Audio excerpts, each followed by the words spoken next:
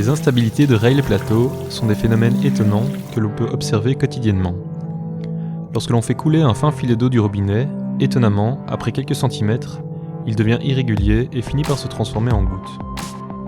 Qu'est-ce qui pousse ce jet d'eau à se diviser de la sorte? Et quand pouvons-nous l'observer?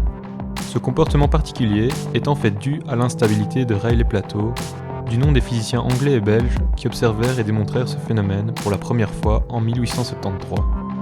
Au-delà des salles de bain et cuisine, on peut également observer ce phénomène dans la nature.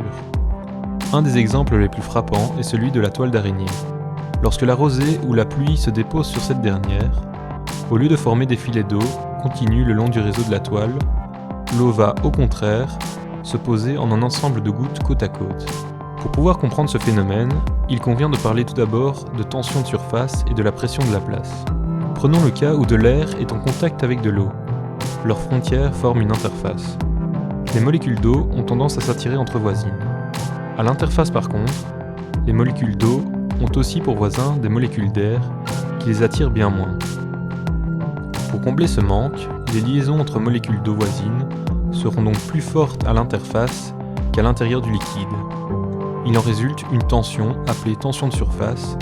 La pression de la place, et plus précisément la loi de la place, est une loi qui relie la courbure de l'interface entre deux milieux et leur différence de pression. Plus la courbure de l'interface est importante, ce qui correspond à un petit rayon de courbure, plus la différence de pression sera élevée.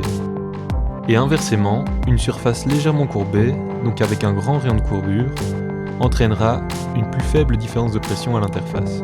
Si on prend le cas d'une goutte d'eau dans l'air, sa courbure va conduire à une différence de pression entre l'intérieur et l'extérieur. La pression sera plus grande dans la goutte qu'en dehors. On a donc que les petites gouttes ont une pression interne plus grande que les grandes gouttes. Tout ça est bien joli, mais comment alors expliquer le phénomène observé? On peut imaginer le jet d'eau semblable à un cylindre. Ce dernier peut connaître de légères perturbations. Celles-ci sont constituées de sommets et de creux qui ont chacun leur propre rayon de courbure. Les sommets forment des plus grands cercles que les creux, et comme on l'a vu, un cercle plus petit, donc de plus petits rayons, engendre une plus grande pression que les grands cercles. Le liquide des creux aura donc tendance à se déverser dans les sommets. Les creux vont devenir de plus en plus profonds, et le cylindre va finir par se rompre pour former des gouttes, tout comme dans notre évier. Finalement, l'opposition entre force d'inertie et force capillaire permet de déterminer un temps caractéristique de l'instabilité de Rayleigh-Plateau. Prenons le cas de 3 écoulements d'eau avec un rayon qui varie.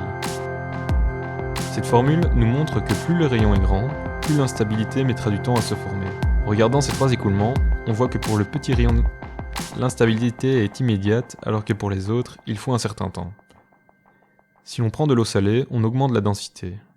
ρ augmente et donc le temps aussi. L'instabilité doit donc apparaître moins vite. En prenant un liquide avec une tension de surface moins élevée que l'eau, comme le propylène glycol, on augmente également le temps de formation.